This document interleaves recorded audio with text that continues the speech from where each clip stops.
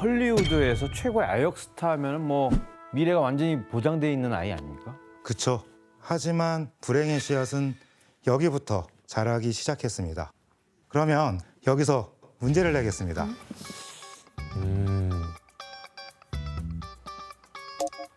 아역 배우였던 주디 갈런드는 영화 촬영 중 영화사에서 자신에게 알약을 제공해 왔다고 했는데요. 알약은 무엇일까요? 정답. 예, 혜성 씨. 영화를 오래 찍으려면 집중을 해야 되잖아요. 집중력을 높이기 위해 ADHD를 치료하는 약을 줬어요. ADHD요? ADHD가 아닌데도 그냥 집중하게 하려고 집중력을 높이는 그런 약. 혜성 씨 오답입니다. 뭘까? 아마 광고도 본 것 같아요, 제가. 광고? 정답. 예, 혜성 씨. 아, 설마. 뭔데요? 아 진짜. 뭔데요? 사실 제가 광고를 하고 있는 약이 있거든요. 맞을 것 같아요. 여성분이니까 피임약. 오답입니다. 아니요? 외모와 관련된 거예요. 아, 아니라고 이거? 외모와 관련된 거예요. 정답. 예, 편집장님. 혹시 살 빠지는 약 아닐까요? 어? 편집장님, 정답입니다. 왜? 살 빠지는 약을 왜? 살찌니까 자꾸. 바로 다이어트 약. 다이어트 약이었습니다. 대박. 성장기에 있었던 주디 갈런드는 오즈의 마법사 촬영 내내 영화사로부터 다이어트 약을 제공받았다고 이후에 이제 밝혔는데요. 어떡해. 한 기사에 따르면 영화사 경영진 중 한 명이 그녀를 불러서 너무 뚱뚱해서 괴물처럼 보인다고까지 막말을 했다고 전해지게 됩니다. 왜 어떻게 저렇게 그런 얘기를 하면 이쁜데. 어떡해. 이렇게 경영진들의 말에 살을 더 빼기 위해 극단적으로 다이어트를 감행했고 1943년 영화 촬영을 할 땐 불과 36kg밖에 되지 않았다고 밝혔습니다. 말이 돼요? 와, 말도 안 돼. 주디 갈런드는 후에 이렇게 말했다고 합니다. 13살 때부터 먹을지 말지, 얼마나 먹을지, 무엇을 먹을지 등 MGM과 끊임없는 투쟁이 있었습니다. 어린 시절의 다른 어떤 것보다도 이 기억이 생생합니다. 못 먹게 해서 서럽나 보다 진짜. 한창 성장기 많이 먹어야 될 텐데. 맞습니다. 하지만 어린 주디 갈런드를 병들게 만든 건 이뿐만이 아니었습니다. 뭐야? 성장기 소녀에게 함부로 각성제를 먹이거나 수면제를 먹인 거죠. 한마디로 약물을 남용시킨 거죠. 선생님 근데 이렇게 어린데 왜 이렇게까지 한 거예요? 왜냐하면 영화를 촬영한 1930년대 당시 배우는 소모품에 불과했을 때였습니다.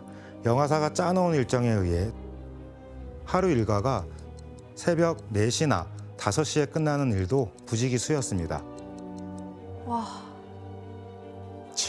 학대네 학대. 그래서 주디 갈런드가 촬영할 때면 No, I gotta sleep tonight.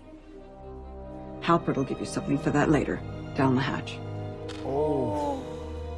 각성제를 줘서 잠을 자지 못하게 했고 잠깐이라도 자는 시간이 나면 수면제를 줘서 강력한 잠에 취하게 만든 거죠. 오, 위험해. 한마디로 약물을 남용시킨 거죠. 게다가 놀라운 점은 약물을 강제로 먹인 사람이 바로 주디 갈런드의 어머니였다는 사실입니다. 본인 딸을요? 엄마가요?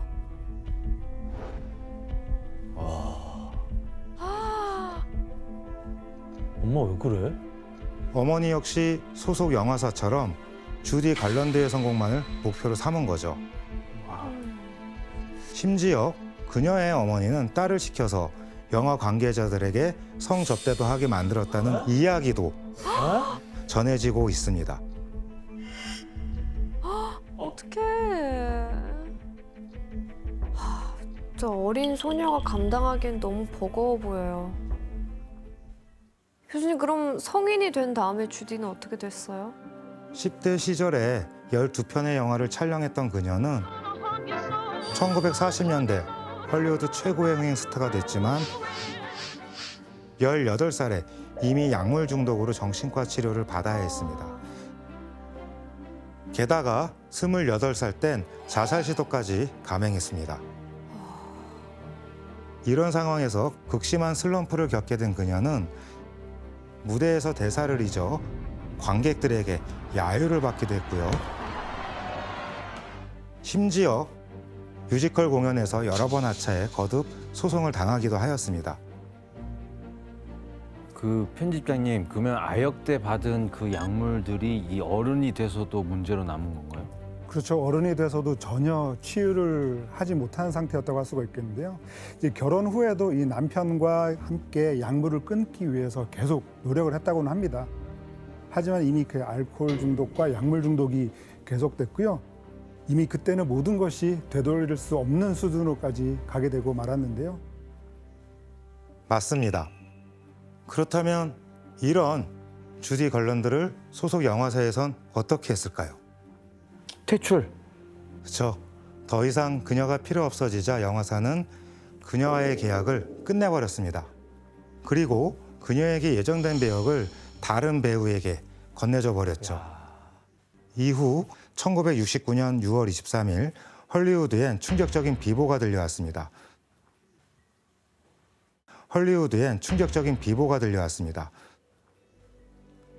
바로 한 시대를 풍미한 주디 걸런드가 47살의 나이로 세상을 떠났다는 소식이었습니다. 사인은 신경안전제 과다 복용으로 추정됐습니다.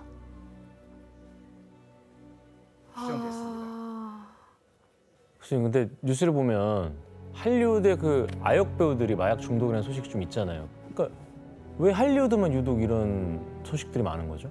사실 스타가 되는 헐리우드 아역 배우들은 정상적인 어린 시절을 보내기가 어려웠죠.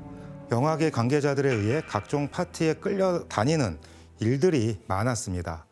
이를 겪었던 한 아역 스타가 말하길 이런 파티에서 마약을 처음 접했다고 하기도 하였습니다. 그녀가 누군지 영상을 한번 볼까요? 드루 베리모. 그쵸. 아, 디르베이모구나. 이 소녀는 바로 1982년 7살의 나이에 영화 E.T.에 출연해 스타가 된 드류 베리모어입니다. 맞아. 너무 이쁜데? 너무 이쁘죠. 귀여운 얼굴과 사랑스러운 연기로 전 세계적인 사랑을 받았던 드류 베리모어는 13살 어린 나이에 엄청난 일탈을 털어놓게 되죠. 세상을 깜짝 놀라게 했는데 그녀의 책을 소개한 잡지 표지를 읽어주시겠어요? 네. A star of ET at 7 said she started drinking at 9, smoking pot at 10, and using cocaine at 12. 어때요? 어떡해. 와. 아니, 저 나이에 9살에 술을 충격적인 얘기죠. 어때요? 말도 안 돼. 부모와 영화계 관계자들에 의해 어릴 때부터 클럽에 출입했던 드류 베리모어의 어린 시절은 음주로 시작해 마약으로 확대되면서 What about the drugs? That started when I was around 10 and 11, and all the people I were around did it, and I thought it was a way of life that was just normal to be living. Either you make it out or you don't, and it's very scary. At first I was clean, but I was off drugs, but I still had the same behavior and was still doing the same things. It's a complete downward It's a complete downhill cycle that you just get caught up into. And 결국 12살에 재활원에 입소하는 것으로 끝났죠. 하지만 그녀는 10대 내내 마약의 후유증에서 벗어날 수 없었다고 전해지고 있죠. 편집장님, 그 10대 때는 아직 뭐가 위험한지 잘 모를 수 있잖아요. 뭐 주위에서 잡아주는 그런 어른들이 없었어요? 그러니까 주디 갤런드의 어머니처럼 이 드루 베리모어의 어머니도 별반 다르지 않았던 것 같아요. 그래서 이 드루 베리모어의 어머니가 오히려 딸한테 이 클럽에 가기를 권하면서 학교에 가서 그 유명세 때문에 왕따를 당하느니 차라리 클럽에 가는 게 낫지 않겠니? 라는 식으로 얘기를 했다고 하니까요. 사실 드루 베리모어가 집안에서도 거의 방치돼 있었다라고 볼 수가 있겠고요. 게다가 굉장히 힘든 재활을 하면서 다시 헐리우드로 돌아올 때도 헐리우드가 그녀를 이용했다라고 할 수가 있겠는데요. 여전히 10대의 나이였던 이 드루 베리모어가 성인 영화에 그 출연을 시키면서 뭐 누드 화보를 찍게 하기도 했고요. 계속 이용당했죠. 결국 드류 베리모어는 20살 무렵부터 다양한 모습을 보여주며 스스로 극복해내게 됩니다. 하지만 오스틴 마저스, 로건 윌리엄스 등 최근 어린 나이의 아역 스타들 중 일부는 마약 복용으로 사망하거나 노숙자 시설에 있는 경우도 있습니다. 이처럼 언제라도 아역들이 위험에 노출될 수 있다는 것이죠. 게다가 헐리우드의 절대 권력 아래 가장 악질적인 행포가 하나 있습니다. 바로 캐스팅을 가장한 성접대를 요구한 것이죠. 헐리우드에서는 일명 캐스팅 카우치라고 부르고 있습니다.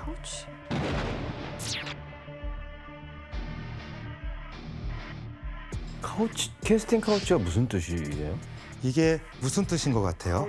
카우치 소파 아니에요? 그쵸. 이제 막 영화계에 진입하는 어린 여성들에게 일자리나 기회를 대가로 성적 접대를 요구하는 거래를 의미하는 말입니다. 소파에서 배역이 결정된다는 말이죠. 와, 화난다. 캐스팅 카우치는 사실 헐리우드 초창기부터 공공연하게 일어난 일이었습니다. 이건 나이를 불문하고 이루어지고 있었는데 먼저 피해자들을 살펴볼까요? 누구지? 바로 1940년대 꼬마 요정이라 불리던 아역 스타 셜리 템플입니다. 셜리 템플은 자서전을 통해 12살 때 영화 출연이 결정된 후 제작자와의 회의에 참석했다고 합니다. 그런데 이때 제작자가 자신의 바지 지퍼를 연 채 소파에 앉아 있었다고 밝혔죠. 말도 안 돼. 게다가 17살이 됐을 때 영화 프로듀서가 성폭행을 시도한 것이죠. 하지만 셜리 템플은 급하게 자리를 떠났고 그 위험에서 벗어날 수 있었다고 합니다. 캐스팅 카우치가 결코 나이를 가리지 않았다는 것이죠. 아, 불쌍하다. 편집장님, 할리우드에서 실제로 이런 일들 자주 일어나나요? 네, 뭐 캐스팅 파우치는 공공연히 헐리우드에서 관행처럼 계속되고 있는데요.